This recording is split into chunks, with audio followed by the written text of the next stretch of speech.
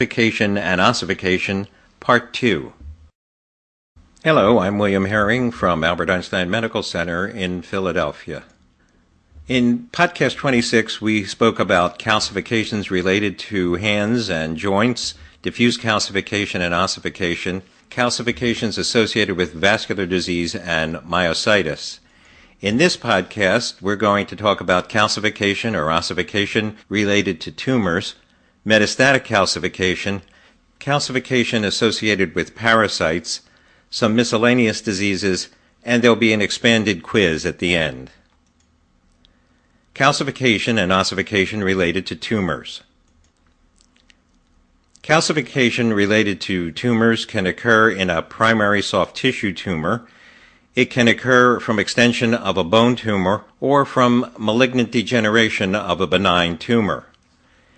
A synovioma, or a synovial sarcoma, is a malignant mesenchymal soft tissue tumor. It usually occurs in middle-aged or older adults. It almost always occurs in the lower extremities near joints, especially the knee, and it tends to present with a lobulated soft tissue mass. About 30 to 40% of them calcify. It can cause erosion of the adjacent bone. This is an example of a synovial sarcoma. There is a flocculent amorphous area of calcification in the foot between the first and second toes. Osteosarcomas most often occur in adolescence with a median age of about 17. The knee is affected in almost two-thirds of cases. They can be sclerotic in about a quarter, completely lytic in about a quarter, and usually mixed, sclerotic and lytic. A soft tissue mass is usually present, and the new bone formation that occurs with an osteosarcoma is usually most irregular at the periphery of the lesion. This is an example of an osteosarcoma of the distal femur. You see a mass of amorphous ossification calcification that's associated with the lateral aspect of the distal femur. Paraosteosarcomas especially invade adjacent soft tissues and produce bone formation. Chondrosarcomas are about half as common as osteosarcomas. They present in adulthood, usually in the 5th or 6th decades. The pelvis is most often involved. They can produce a large soft tissue mass, and they have a rounded, granular, or popcorn ball appearance of cartilage calcification associated with them. This is an example of a chondrosarcoma of the pelvis. It has a mass of amorphous calcification associated with it. It resembles to some extent an osteosarcoma, but it occurs in a different age range, and the pelvis is the most common site for chondrosarcoma. Malignant degeneration of a benign tumor can occur when, for example, a chondrosarcoma develops from a pre-existing skeletal lesion, like an osteochondroma or an enchondroma. Metastatic calcification. Metastatic calcification is defined as calcification which occurs in otherwise normal tissue. Most commonly, it's seen in chronic renal disease, especially in those on long-term hemodialysis. It usually occurs in the upper lobes of the lung, believed to be in part due to the alkalinity of the upper lobes. It can easily be confused with pneumonia when it first becomes visible, but unlike pneumonia, it remains for weeks and months at a time. And if a bone scanning agent is used, there will be increased radioactive tracer uptake in the lungs. This is an example of metastatic calcification in the lung secondary to chronic renal disease. In the right upper lobe, inside the red circle, there are multiple small punctate calcifications. In the left upper lobe, the yellow arrow is pointing to a more confluent area of calcification. A bone scan may reveal uptake of the radiotracer in the lungs. In the anterior and posterior projections of this patient, we see uptake in the right upper lobe with the red arrow, and throughout the left lung, the yellow arrows. Calcification associated with parasites. This is not going to be very common in the United States, but there can be calcification associated with the guinea worm, Dracunculus metanensis. It's usually the female guinea worm. It burrows into connective tissue with its larva, and it can calcify. It can achieve remarkable lengths, and this is an example of a calcified guinea worm in the proximal portion of the upper thigh. Taenia solium, the pork tapeworm, can also calcify. The eggs can form calcified cysts, especially in muscle, and there may be numerous small nodular calcifications as a result thereof. This is called cysticercosis. This is an example of a patient with cysticercosis, and there are multiple small punctate calcifications in the arm and in the leg of this patient. Miscellaneous calcifications. Weber Christian disease is a rare disease. It is relapsing paniculitis. It almost always occurs in females between 20 and 40 years of age. It's insidious in onset. It may involve painful bouts which result in calcification of subcutaneous fat in the extremities, the abdominal wall, the breasts, or the fat sometimes in marrow. This is an example of Weber Christian disease in the upper arm. You can see there are numerous small punctate calcifications. There would have to be appropriate history in order to be able to make that diagnosis. A hemangioma can present as a soft tissue mass that contains multiple phlebolyths.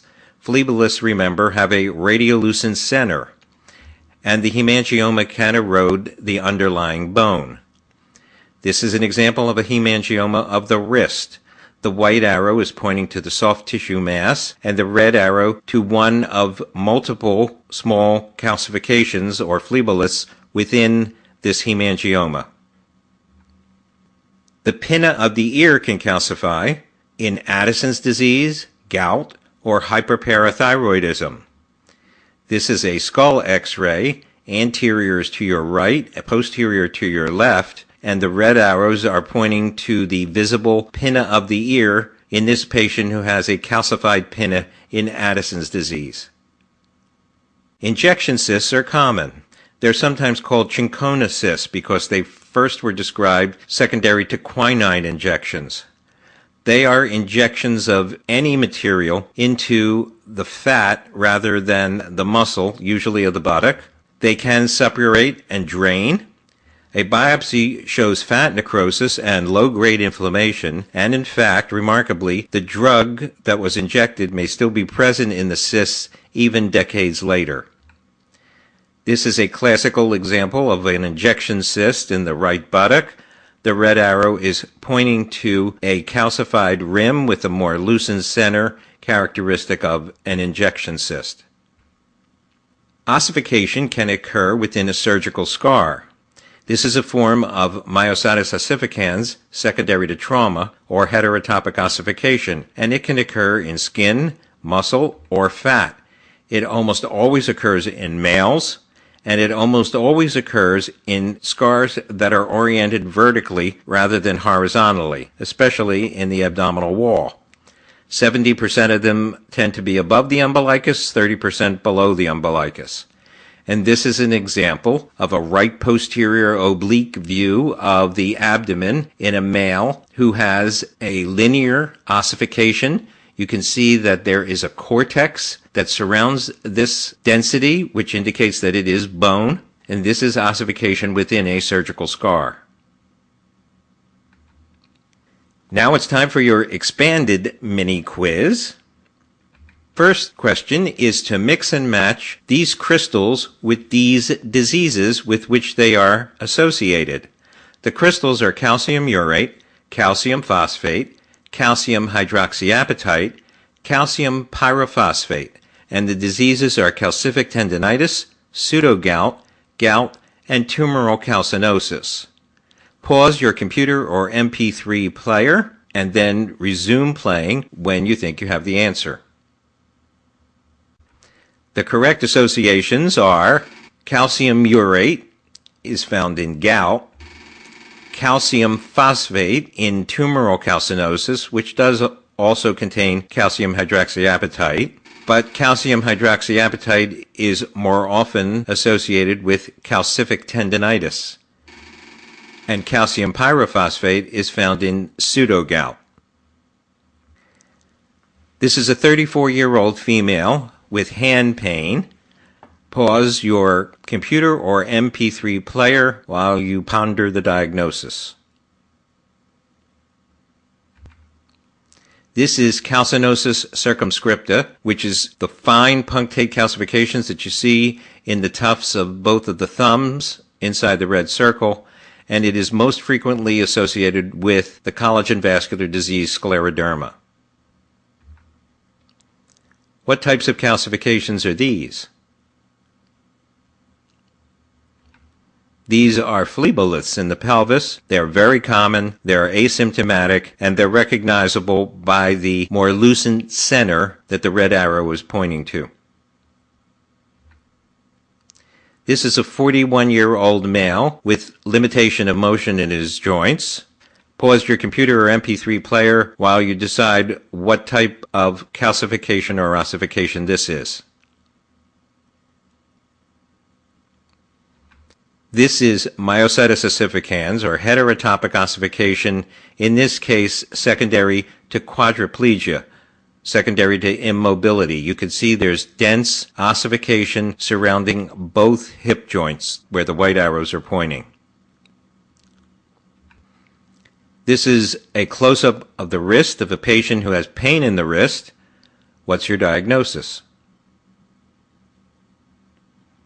There is calcification of the triangular fibrocartilage of the distal ulna, and this is a patient who has chondrocalcinosis in calcium pyrophosphate deposition disease. This is a lateral of the foot in a 68-year-old who has a chronic disease. What is your diagnosis? This is the typical arterial calcification, the tract-like continuous calcification that you see in the media of arteries in patients who are diabetics. This is a 56-year-old female with swollen lower extremities. You're looking at a close-up of the calf. What's your diagnosis? These are the dystrophic calcifications that are seen usually in the calf in patients who have chronic venous insufficiency. They can also have periosteal reaction from stasis periostitis, but this patient does not demonstrate that. This is a 34-year-old male who was post-op 6 months ago for abdominal surgery.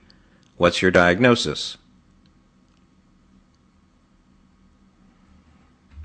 Well, there is ossification within a scar in the anterior abdominal wall.